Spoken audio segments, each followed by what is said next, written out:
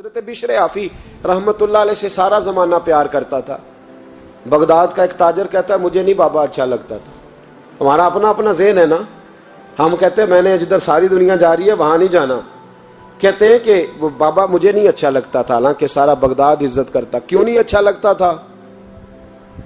کہتے ہیں اس لیے کہ بابا نہ صرف فرض مسجد میں پڑھتا تھا, باقی نماز گھر جا کے. تو میں کہتا تھا اتنا ولی ہے تو باقی بھی مسجد میں پڑھے. کہتے ایک دن میں نے کہا جسوسی کرنی ہے اس کی, جو کہ اسلام میں منع ہے. کہتے حضرت بشر آفی رحمت اللہ علیہ نے جمعے کے فرض پڑھے, فرض پڑھ کے نکل گئے دوڑ کے. فرماتے ہیں میں پیچھے ہو گیا. میں نے کہا آج میں نے سنتیں چھوڑ دی ہیں پر اس کا پتہ کرنا ہے, سنت نفل بعد میں پڑھوں گا. کہتے ہیں حضرت بشر آفی جلدی سے نا ایک کباب والی دکان پہ گئے, وہاں سے کباب خریدے.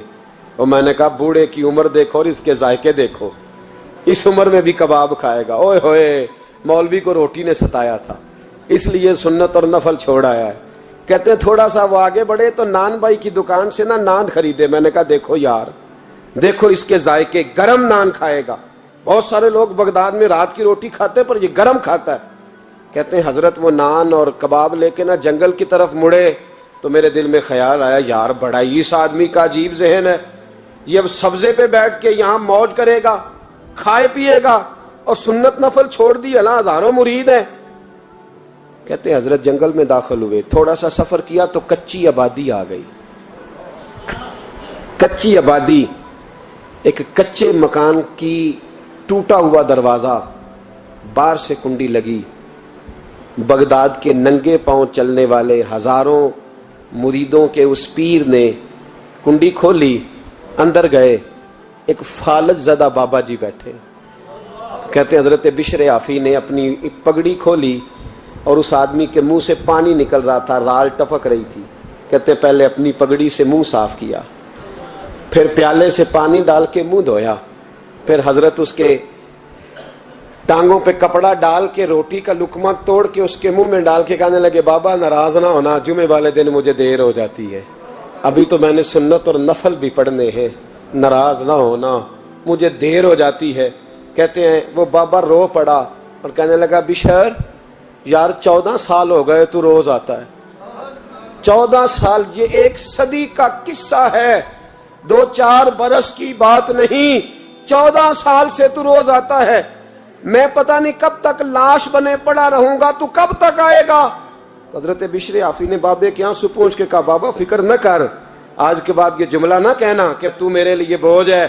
فرمایا لوگ سمجھتے ہیں کہ میں نے عبادت کر کے مقام پایا ہے, لوگ سمجھتے ہیں میں نوافل زیادہ پڑھتا ہوں, دنیا جانتی ہے کہ میری رات کی تسبیح زیادہ مضبوط ہے, پر میں ان میں سے کوئی بات بھی نہیں. میں تو تیری نوکری کرتا ہوں تو اللہ نے میری عزتوں میں اضافہ فرما دیا ہے. سوچ ہی صاف نہیں, نظریہ ہی ٹھیک نہیں, فکر ہی ٹھیک نہیں. اسلام نظریے کا مذہب ہے, سوچ کا. مسند امام احمد بن حنبل کی حدیث سنی, حضرت انس بن مالک فرماتے ہیں جب انسان نے روزہ رکھا ہوتا ہے نا تو روح ویسے ہی پاک ہوتی ہے اس کی. میں نے یہ سوچا کہ کچھ باتیں ایسی کی جائیں جس سے تھوڑی سی سوچیں بھی تبدیل ہوں, کچھ سوچوں کا وضو, سوچوں کا غسل, افکار و نظریات کی بھی بات ہو. ہم سمجھتے ہیں کہ شاید کثرت عبادت اصل ہے. اقبال کہتے ہیں یہ ذکر نیم شبی, یہ مراقبے, یہ سرور, تیری خودی کے اگر نگہباں نہیں تو پھر کچھ بھی نہیں. تیری خودی کے اگر, اور پھر عام چیز نہیں کہا یہ ذکر نیم شبی, سویرے شہری کا ذکر, یہ مراقبہ, یہ جو تو گھنٹوں اللہ کی یاد میں بیٹھا رہتا, یہ سرور. کہتے بے کیف عبادت نہیں, سرور والی. یہ ذکر نیم شبی, یہ مراقبے, یہ سرور, تیری خودی کے اگر نگہباں نہیں, اگر تیرے نظریے کو نہیں بدل سکے, تیری سوچ نہیں بدل سکے, تیرا ایمان مضبوط نہیں کر سکے, تیری خودی کے اگر نگہباں نہیں تو پھر کچھ بھی نہیں. اور خرد نے کہہ بھی دیا لا الہ الا اللہ تو کیا حاصل, دل و نگاہ, دل و نگاہ, دل و نگاہ اگر مسلمان نہیں تو پھر کچھ بھی نہیں. دل و نگاہ. اقبال کہتے ہیں ایک دل کا کلمہ پڑھ, دوسرا نظر کا کلمہ پڑھ, ان پہ پابندی لگا. دل و نگاہ اگر مسلمان نہیں تو پھر تو کچھ بھی نہیں, کچھ بھی نہیں.